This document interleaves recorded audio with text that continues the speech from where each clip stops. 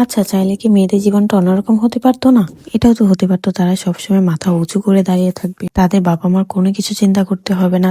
এই যে বাংলাদেশের রীতিনীতিগুলা, কত কিছু তাদের কালচার, সবকিছু কালচারে চিন্তা করতে হয়। মানে তাদের কালচার তাদের কালচার, আর হচ্ছে আমরা মেয়েদের কালচার কোনো কালচারই না। তোমরা মেয়ের বাবা মা দেখে তোমাদের অনেক দায়িত্ব, অনেক কর্তব্য, তোমাদের সবকিছু দিতে হবে। তোমরা হচ্ছে যা যেমনি পারো কিডনি বেঁচে হলেও তোমার হচ্ছে সব রীতিনীতি করতে হবে, সব কালচার তোমাদের পূরণ করতে হবে।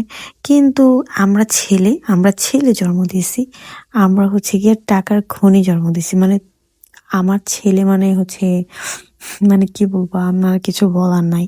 তো এই যে বাংলাদেশের এই কালচারগুলো আমার কাছে কিন্তু খুব খুব খুব বেশি বিরক্ত লাগে। কারণ সবার তো আর হচ্ছে একরকম না, সবার হচ্ছে গিয়ে আল্লাহ একরকম দেয় নাই। তো সবাই তো আর পারে না সবকিছু করতে। কিন্তু আমার এই বিষয়গুলো অনেক খারাপ লাগে। দেখবেন যাদের হাতে টাকা পয়সা কম, তাদের শ্বশুর বাড়িতে হচ্ছে বেশি সমস্যা থাকে, যে এটা দিল না ওইটা দিল না, সবকিছু নিয়ে বাজাবাজি। কিন্তু আবার যাদের টাকা আছে, তাদের শ্বশুর বাড়িতেও টাকা আছে, তাদের কোনো প্রবলেমই হয় না, বা তারা কোনো কথাও বলে না। তুমি দিলে দিলে, না দিলে নাই। কিন্তু সব সময় হচ্ছে গিয়ে আমাদের গরিবদের মধ্যে হচ্ছে গিয়ে সমস্যাটা হয়।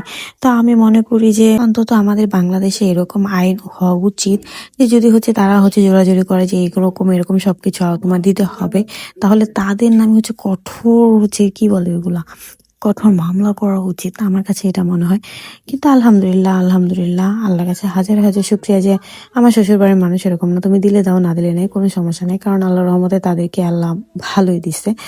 তো এই তো আজকে হঠাৎ আমি হচ্ছে পিঠা বানাচ্ছিলাম আর চিন্তা করতেছিলাম, আর মানুষের কথা চিন্তা করতেছিলাম। আসলে কিছু মানুষ এসে শেয়ার করে যে এটা হচ্ছে তাদের কাছে অনেক বেশি কষ্ট হয়ে যায়, একটু খরচ মানে তাদের কাছে হচ্ছে পাহাড় সমান, কিন্তু কিন্তু তাদের সমস্যাটা কিন্তু আমরা কেউ বুঝি না। মানে আমাদের দিতে হবে, মানে দিতে হবে, এটা কালচার মানে কালচার। তো এই জিনিসগুলো যে কেন হয় আমি বুঝি না। মেয়ে জন্ম দিচ্ছে, তারা অনেক কষ্ট করে বড় করছে তার বাচ্চাদেরকে, তারা হচ্ছে গিয়ে তাদের প্রাণ দিয়ে হচ্ছে গিয়ে তাদেরকে বড় করছে।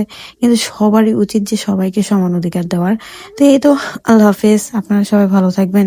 অবশ্যই আমাকে লাইক কমেন্ট এন্ড শেয়ার করবেন। আসসালামু আলাইকুম।